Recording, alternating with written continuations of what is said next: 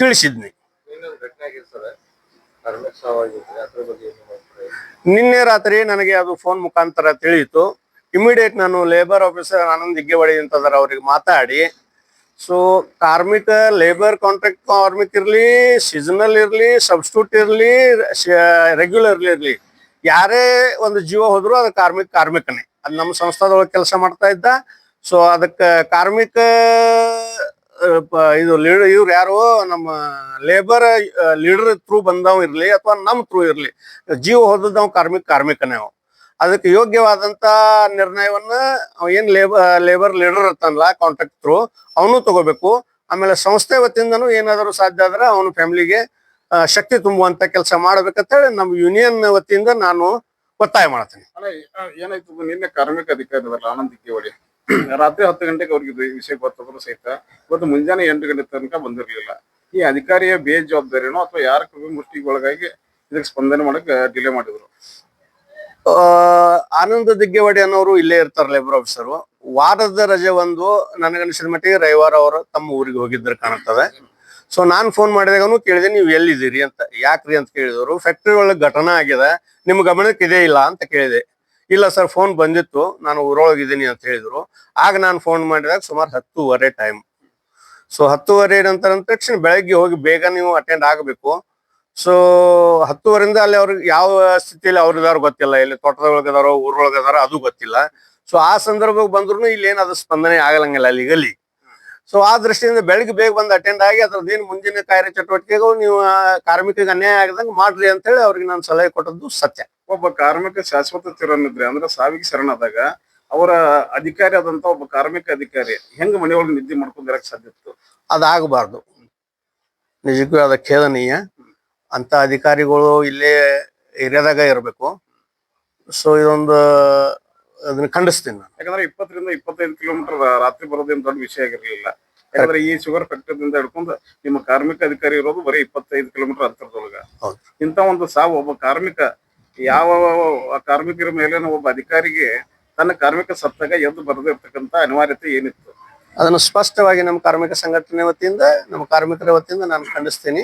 ಇನ್ನು ಮುಂದೆ ಇಂತಹ ಘಟನೆ ಒಳಗಬಾರ್ದು, ಎಲ್ಲ ಅಧಿಕಾರಿಗಳು ಇಲ್ಲಿ ಬೆದರಾಗನ ಇರ್ಬೇಕು ಅನ್ನೋಂಥದ್ದು ನಂದೊಂದು ಬೇಡಿಕೆ. ಸರ್, ನೀವೇ ಹೇಳಿದ್ರಿ ಇಲ್ಲಿ ಕಾರ್ಮಿಕರ ಇದಾಗ್ಲಿ ಡಾಕ್ಟರ್ಸ್ ಇಲ್ಲೇ ಸ್ಪೆಷಲ್ ಆಂಬ್ಯುಲೆನ್ಸ್ ಯಾಕಂದ್ರೆ ಇನ್ನೂರಿಗೆ ಯಾವ್ದು ಇಂಪ್ರೂವ್ಮೆಂಟ್ ಇಲ್ಲ. ಅದನ್ನು ನಾವು ಬೇಡಿಕೆ ಇಟ್ಟಿದ್ದೀವಿ. ಈಗ ನಾನೀಗ MD ಅವ್ರ ಜೊತೆ ಮಾತಾಡ್ಲಿಕ್ಕೆ ಹೋಗ್ತಾ ಇದ್ದೀನಿ. ಈಗ ನಮ್ದು ಅವ್ರದ್ದು ಅಗ್ರಿಮೆಂಟ್ ಪ್ರಕಾರ ಪ್ರತಿ ತಿಂಗಳ 10ನೇ ತಾರೀಕು ಒಳಗೆ ಪೇಮೆಂಟ್ ಆಗ್ಬೇಕಂತ ಇತ್ತು. ಈ ಸಲ ಪೇಮೆಂಟ್ ಅನ್ನು ಆಗಿಲ್ಲ. ಇವತ್ತು ತಾರೀಕು ಐ ಥಿಂಕ್ 13. ಸೊ ನಾನು ಅದನ್ನು ಕೂಡ ಇವತ್ತು ಇದು ಮಾಡ್ತಾ ಇದ್ದೀನಿ. ಆಮೇಲೆ ನಾನು ಸುಮಾರು ಒಂದು 6-7 ತಿಂಗಳಿಂದ ಘಟನಾವಳಿಗಳನ್ನ ನೋಡ್ತಾ ಇದ್ದೀನಿ ಇಲ್ಲಿ. ಸೊ ನನಗೂ ಕೂಡ ಕೆಲವೊಂದು ವಿಷಯಗಳು ಭಯಂಕರ ಬೇಸರ ತಂದಿದೆ. ಯಾಕಂದ್ರೆ ಹಳೆ ಆಡಳಿತ ಮಂಡಳಿ ಮೇಲೆ ಕೆಲವೊಂದು ಭರವಸೆ ಇಟ್ಟಿದೆ.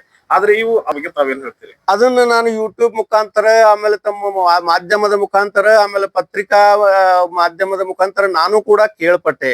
ಆಮೇಲೆ ಸ್ಪೆಷಲ್ ಆಂಬ್ಯುಲೆನ್ಸ್ ಯಾಕಂದ್ರೆ ಇನ್ನೂರಿಗೆ ಯಾವ್ದು ಇಂಪ್ರೂವ್ಮೆಂಟ್ ಇಲ್ಲ. ಅದನ್ನು ನಾವು ಬೇಡಿಕೆ ಇಟ್ಟಿದ್ದೀವಿ.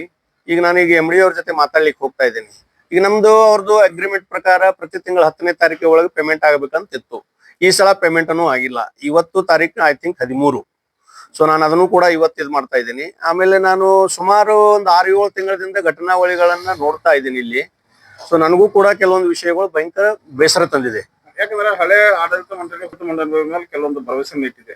ಆದ್ರೆ ಇವು ಬಗ್ಗೆ ತಾವೇನ್ ಹೇಳ್ತೀರಿ? ಅದನ್ನ ನಾನು ಯೂಟ್ಯೂಬ್ ಮುಖಾಂತರ, ಆಮೇಲೆ ತಮ್ಮ ಮಾಧ್ಯಮದ ಮುಖಾಂತರ, ಆಮೇಲೆ ಪತ್ರಿಕಾ ಮಾಧ್ಯಮದ ಮುಖಾಂತರ ನಾನು ಕೂಡ ಕೇಳ್ಪಟ್ಟೆ. ಆಮೇಲೆ ನನಗೂ ಕೂಡ ಸ್ವಲ್ಪ ಅದಕ್ಕೆ ಕಾಣ್ತಾ ಇದೆ. ಸೊ ಅದು ಆಗಬಾರದು ಅಂತ ನಾನು ನಮ್ಮ ಮ್ಯಾನೇಜ್ ಮಂಡಳಿಯವ್ರ ಜೊತೆ 4 ಗೋಡೆ ಮಧ್ಯೆ ಏನ್ ಮಾತಾಡ್ಬೇಕು ಅದನ್ನ ಮಾತಾಡ್ತೀನಿ. ಸೊ ಅದಕ್ಕೊಂದು ಕೆಲವೊಂದು ಟೈಮ್ ಕೊಟ್ರ ನೋಡ್ತೀವಿ. ಇಲ್ಲಾದ್ರೆ ನಾವು ಮುಂದೆ ಏನ್ ನಿರ್ಣಯ ತಗೋಬೇಕು ಅನ್ನೋದು ನಮ್ಮ ಕಾರ್ಮಿಕರು, ನಾನು ಈ ಮೀಟಿಂಗ್ ತಗೊಂಡಿದ್ದೇನೆ, ಅದನ್ನ ಮಾತಾಡಿದೀನಿ.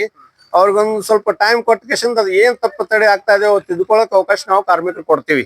ಯಾಕಂದ್ರೆ ನಾವು ಕಾರ್ಮಿಕರು ಅವ್ರನ್ನ ದೊಡ್ಡವ್ರನ್ನ ಮಾಡೋದು ಗೊತ್ತು, ಅವ್ರನ್ನ ಕೆಳಗಿಳಿಸೋದು ಗೊತ್ತು. ಯಾಕೆ ನಾವು ಕಾರ್ಮಿಕರು ಶ್ರಮ ಪಡ್ತಿರ್ತೇವೆ, ರಕ್ತ ನೀರ ಒಂದು ಮಾಡ್ಕೊಂಡು. ಈಗ ನಾವು ಏನಾಗಿತ್ತು, ಈಗ ಈ ಕಾರ್ಖಾನೆ ನೀವು ಆತ್ಮಸಾಕ್ಷಿಗೆ ಅನುಗುಣವಾಗಿ ಹೇಳ್ಬೇಕು. ಹಿಂದಿನ ಆಡಳಿತ ಮಂಡಳಿ ಮತ್ತು ಇವ್ರು ಏನು ಜೊಲ್ಲೆ ಅವ್ರ ಕಡೆಗೆ ಹೋಯ್ತಲ್ಲ ಶುಗರ್ ಫ್ಯಾಕ್ಟ್ರಿ, ಆ ಆಡಳಿತ ಮಂಡಳಿ ಈಗ ಏನ್ ಕೆಲಸ ಮಾಡ್ತೈತಿ ಅದಕ್ಕೆ ಏನ ವ್ಯತ್ಯಾಸ ಕಂಡು ಬಂತು? ನಾವು ಕೆಲವೊಂದು ಬೇಜಾರಾಗೇನೆ ನಮಗೂ ಇಲ್ಲಿ ಬರ್ಲಿಕ್ಕೆ ಮನಸ್ಸಾಗ್ತಾ ಇಲ್ಲ. ಸೊ ಈಗ ನಾವು ಒಂದ್ 8 ದಿವಸ ಅವ್ರಿಗೆ ಕಾರ್ಮಿಕರದ ಅಭಿಪ್ರಾಯ ತಿಳ್ಕೊಂಡು ನಾನು ಮಾತಾಡ್ತಾ ಇದ್ದೀನಿ. ಅವ್ರಿಗೆ ಹೇಳಿದ್ದೀನಿ ಇವಾಗ ನೋಡೋಣ, ಈಗ ಮ್ಯಾನೇಜ್ಮೆಂಟ್ ಜೊತೆನೂ ಮಾತಾಡ್ತೀನಿ. ಮಾತಾಡಿ ಅದಕ್ಕೆ ಮುಂದಿನ ದಿನಮಾನದೊಳಗೆ ಏನು ಉತ್ತರ ಕೊಡ್ತಾರ ಸಮರ್ಪಕ ಅದನ್ನ ಇದು ಮಾಡ್ಕೊಂಡ ನಾವು ಅದಕ್ಕೊಂದು ಹಂತಕ್ಕೆ ಬರ್ತೀವಿ. ಯಾಕಂದ್ರೆ ಮೊನ್ನೆ ಒಂದು ವೆಹಿಕಲ್ ಡಿಪಾರ್ಟ್ಮೆಂಟ್ ಒಬ್ಬನ ನೌಕರನ್ ತಗೊಂಡ್ರಿ, ಆ ನೌಕರನ್ ತಗೊಂಡು 3 ದಿನದಾಗ ಅವ್ರು ರಾಜೀನಾಮೆ ಕೊಟ್ಟು ಇವೆಲ್ಲ ನಾನು ಇಲ್ಲಿ ಇಲ್ಲ. ಆಕ್ಚುಲಿ ನನಗೂ ಕೇಳ್ಪಟ್ಟಿದ್ದೀನಿ. ನಾನು ಅದನ್ನೆಲ್ಲ ಖಚಿತಪಡಿಸ್ಕೊಳ್ಳಿಕ್ಕೆ ನಾನು ಕೆಲವೊಂದು ಸಮಸ್ಯೆಗಳನ್ನ ಮಾತಾಡ್ಲಿಕ್ಕೆ ಈಗ ವ್ಯವಸ್ಥಾಪಕ ನಿರ್ದೇಶಕರ ಕಡೆ ಹೋಗ್ತಾ ಇದೀವಿ, ನಮ್ಮ ಕಾರ್ಮಿಕ ಯೂನಿಯನ್ ಪದಾಧಿಕಾರಿಗಳು.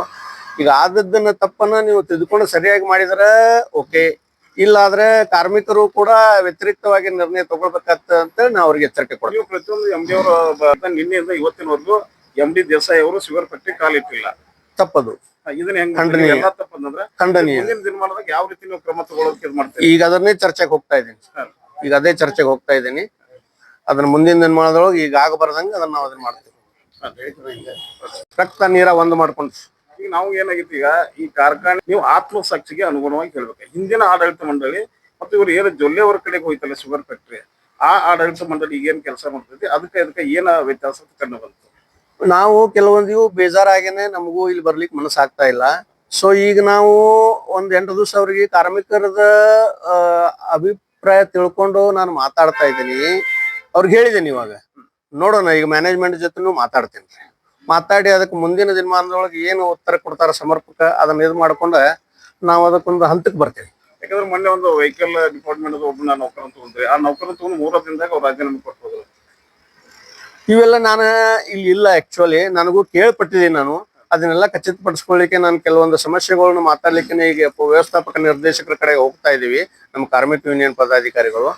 ಈಗ ಆದದ್ದನ್ನ ತಪ್ಪನ್ನ ನೀವು ತಿದ್ದುಕೊಂಡು ಸರಿಯಾಗಿ ಮಾಡಿದ್ರೆ ಓಕೆ, ಇಲ್ಲ ಆದ್ರೆ ಕಾರ್ಮಿಕರು ಕೂಡ ವ್ಯತಿರಿಕ್ತವಾಗಿ ನಿರ್ಣಯ ತಗೊಳ್ಬೇಕಾಗ್ತದೆ ಅಂತ ನಾವು ಅವ್ರಿಗೆ ಎಚ್ಚರಿಕೆ ಕೊಡ್ತೀವಿ. ನೀವು ಪ್ರತಿಯೊಂದು MD ಅವರ ನಿನ್ನೆಯಿಂದ ಇವತ್ತಿನವರೆಗೂ MD ದೇಸಾಯಿ ಅವರು ಶುಗರ್ ಫ್ಯಾಕ್ಟರಿ ಕಾಲಿಟ್ಟಿಲ್ಲ, ತಪ್ಪದು. ಇದನ್ನ ಹೆಂಗ್ ಖಂಡನೀಯ. ಎಲ್ಲ ತಪ್ಪಂದ್ರೆ ಖಂಡನೀಯ. ಮುಂದಿನ ದಿನಮಾನದಾಗ ಯಾವ ರೀತಿ ನೀವು ಕ್ರಮ ತಗೊಳ್ಳೋಕೆ ಇದು ಮಾಡ್ತೀರಿ? ಈಗ ಅದನ್ನೇ ಚರ್ಚೆಗೆ ಹೋಗ್ತಾ ಇದ್ದೀನಿ. ಈಗ ಅದೇ ಚರ್ಚೆಗೆ ಹೋಗ್ತಾ ಇದ್ದೀನಿ. ಅದನ್ನ ಮುಂದಿನ ದಿನಮಾನದೊಳಗೆ ಈಗ ಆಗಬಾರ್ದಂಗ ಅದನ್ನ ನಾವು ಅದನ್ನ ಮಾಡ್ತೀವಿ.